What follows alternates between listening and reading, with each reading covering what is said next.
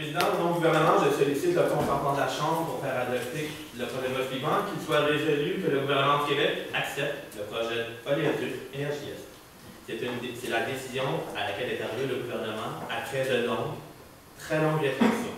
Nous avons d'abord rappelé la démarche que le gouvernement a suivie pour faire adopter, pour arriver à cette décision-là.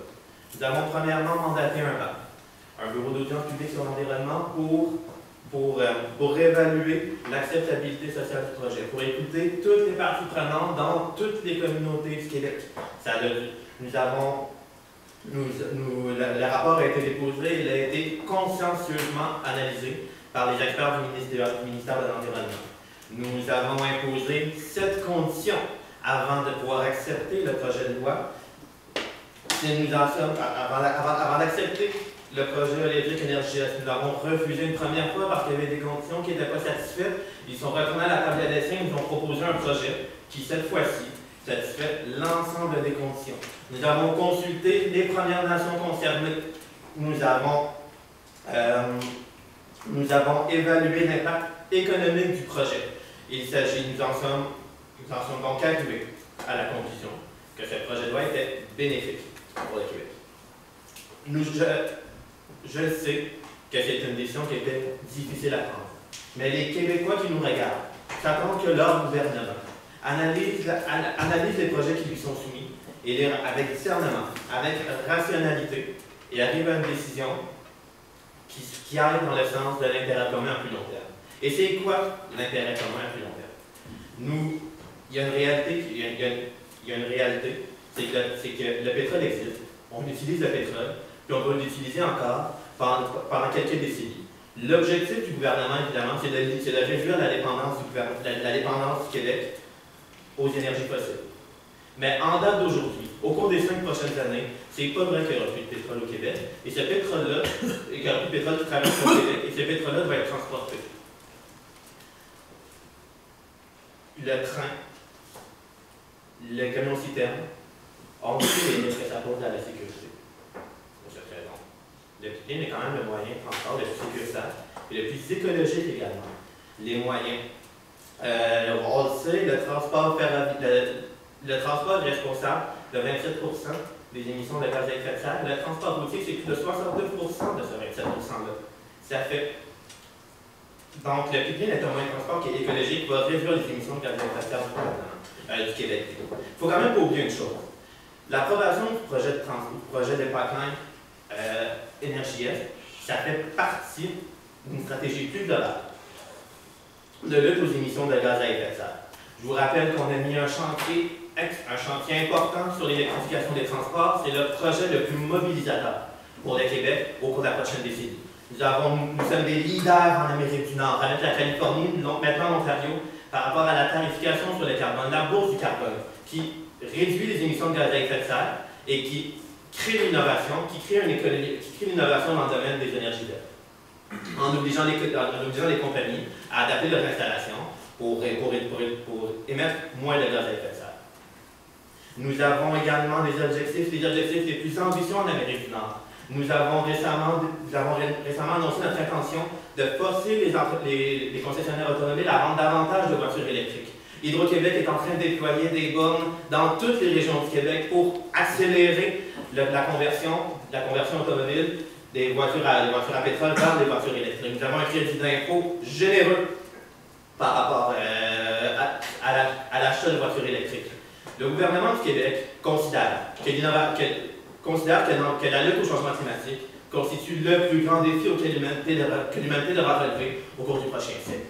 Le projet de l'électrique Énergie Est permettra de réduire nos émissions de gaz à effet de serre tout en évitant le transport, en changeant le moyen de transport. C'est un moyen de transport qui est le plus sécuritaire. Et puis, en proposant ça, nous faisons preuve de vision. Nous énonçons aux Québécois la promesse que notre gouvernement prend les enjeux environnementaux à cœur, avec sérieux, avec rationalité, puis on considère que le projet qui a été proposé par Énergie Est satisfait maintenant 7 conditions qui ont été imposées par le Québec, a atteint les critères d'acceptabilité sociale nécessaires pour y donner suite. C'est donc l'intention du gouvernement. Merci beaucoup. J'inviterai maintenant les chefs de proposition pour se lever et d'aller au podium.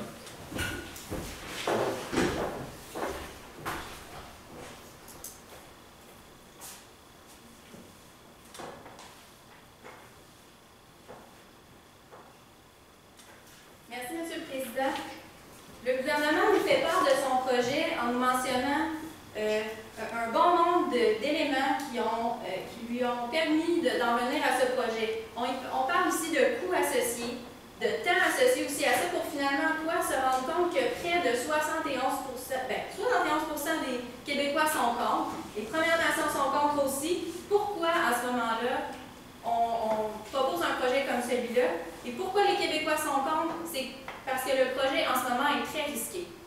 Le projet en ce moment fait peur aux Québécois et le projet de loi n'enveloppe pas, ne sécurise pas assez la population pour qu'il soit, comme le gouvernement nous mentionne, socialement acceptable. Donc aujourd'hui, à l'opposition, bien sûr nous sommes contre, mais parce que un projet comme celui-là augmente les risques globaux.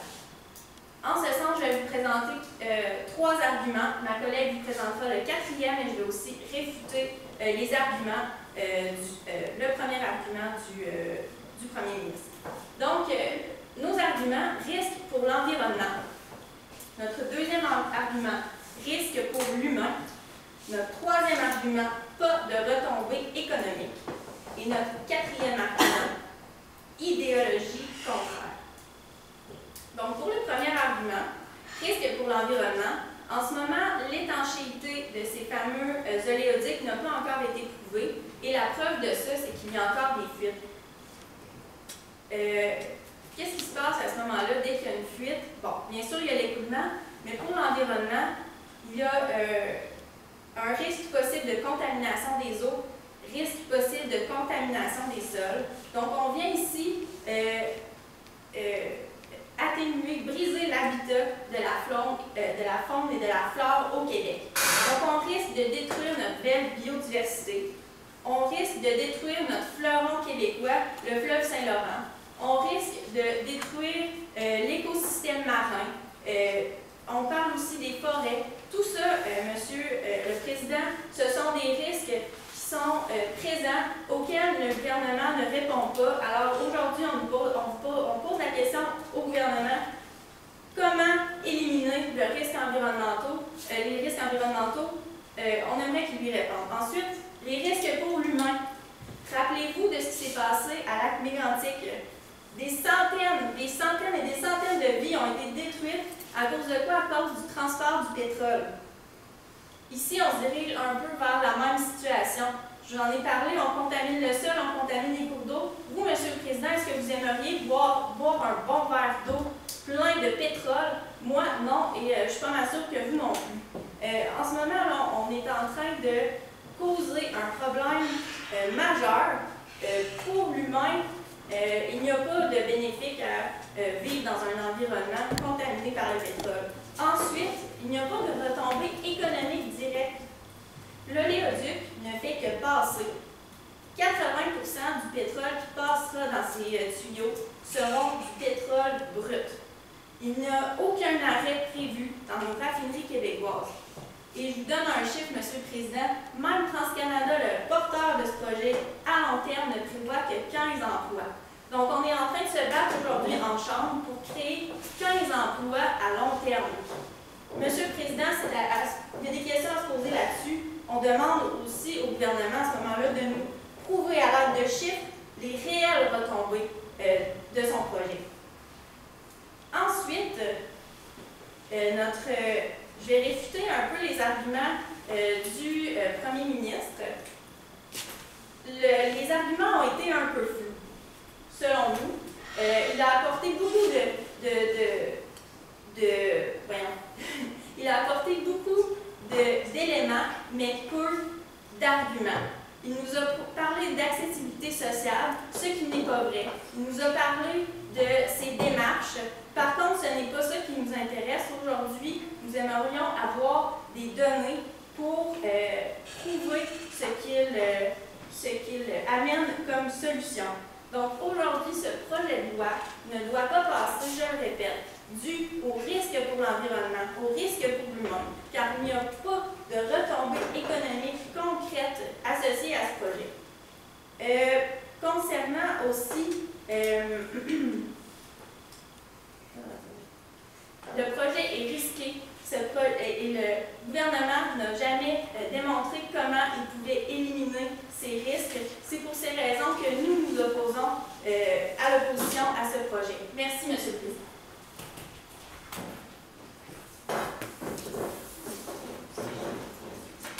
J'inviterai maintenant le premier membre du gouvernement pour son discours de 3 minutes.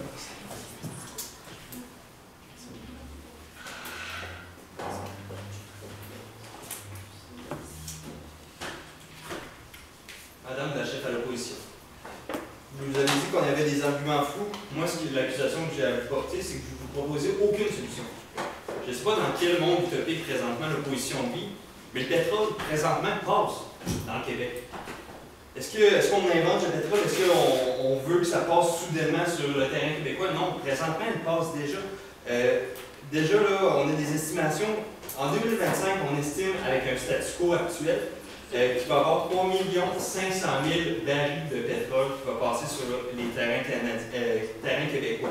En 2050, on fait passer ce montant à 6 millions de barils sur les sols québécois.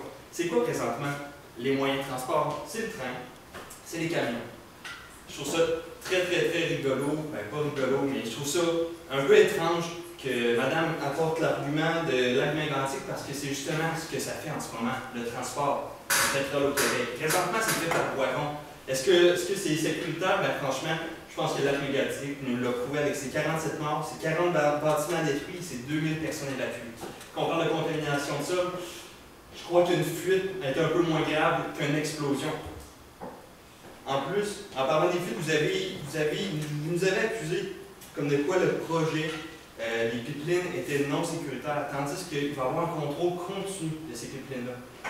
On parle de 24 heures sur 24, 7 jours sur 7, avec le plus haut standard technique qui existe. Ensuite de ça, on a un système de détection qui va faire la détection des fuites aux 5 secondes. Donc, on va être alerte à ces risques-là de fuite et on va les régler, bien sûr, et les prévenir, bien sûr. Ensuite de ça, je crois qu'on devrait garder à l'esprit que le Canada est un seul pays. On parle d'intérêt québécois, certes, on est le gouvernement québécois, mais il y a aussi le pays dans lequel on est. La péréquation, c'est 10 milliards qui arrive ici. Donc, je crois que c'est d'agir dans l'intérêt commun, d'y aller de l'avant avec un projet qui va apporter plus de 55 milliards en croissance économique. Ensuite de ça, juste pour rappeler des faits au niveau environnemental, présentement, le transport actuel se fait par camion. On parle de beaucoup d'émissions d'effet de serre. 27% du transport crée présentement le gaz à effet de serre du Canada, on sait que c'est un problème, et dont 69% est causé par le transport routier. Vous voulez vraiment y aller avec un statu quo qui va faire augmenter seulement le transport routier qui crée présentement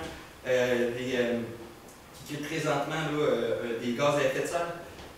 Présentement, c'est déjà 15 000 camions qui circulent au Canada, 4 200 wagons avec 102 millions de kilomètres parcourus par année au Canada. Moi, je pense qu'on devrait y aller avec l'innovation.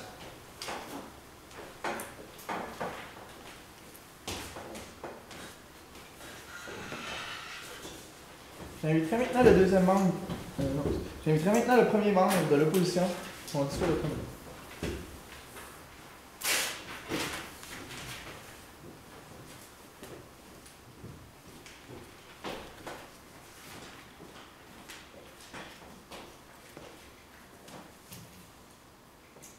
Monsieur le Président, aujourd'hui l'opposition n'est pas ici pour parler d'implantation, mais plutôt pour défendre les intérêts des Québécois et des Québécoises. C'est pour ça que le projet énergiste représente des risques et des impacts non mesurables et imprévisibles pour notre patrimoine. C'est pour ça que je vous présenterai d'abord mon argument et ensuite je réfuterai les propositions faites par le gouvernement. Donc, notre quatrième et dernier argument au gouvernement est de dire que le projet des pipelines va à l'encontre de la politique internationale et de la politique fédérale du Canada. Puisque, donc nous le savons tous, il y a un an, nous avons signé les accords de Paris qui engagent le Canada à réduire de 30% son émission de gaz à effet de serre. Et cet accord a d'ailleurs été appuyé par Justin Trudeau il y a quelques semaines lors de la COP22. Avec l'acceptation des projets pipeline, au Québec, le gouvernement québécois va à l'inverse de ce que propose le fédéral. Le Canada est un pays uni et aujourd'hui, le Québec semble vouloir jouer le vilain petit canard en acceptant ce projet. Donc, et d'ailleurs, pour appuyer ce fait, en 2013, nous avons parlé de l'exploitation des gaz de schiste. Cette exploitation, ce qui a conduit à un moratoire qui a interdit cette exploitation puisque cela impacterait négativement les populations. Ici, le pipeline aura les mêmes effets que l'exploitation du gaz, pourrait être comparable à l'effet des gaz de schiste. Mais nous l'avons concrètement, nous allons dans le flou et nous ne voulons pas travailler pour une entreprise. Accepter ce projet serait accepter de travailler pour une entreprise et non aller dans le sens du gouvernement qui est censé protéger ses populations. Et pour revenir sur les arguments du gouvernement, l'opposition, on évite un petit peu le sujet des impacts négatifs. Et comment ça va être géré? Qui va payer la gestion et l'électronique que vous proposez? Est-ce que ce sera les contribuables québécois qui vont venir payer ces infrastructures supplémentaires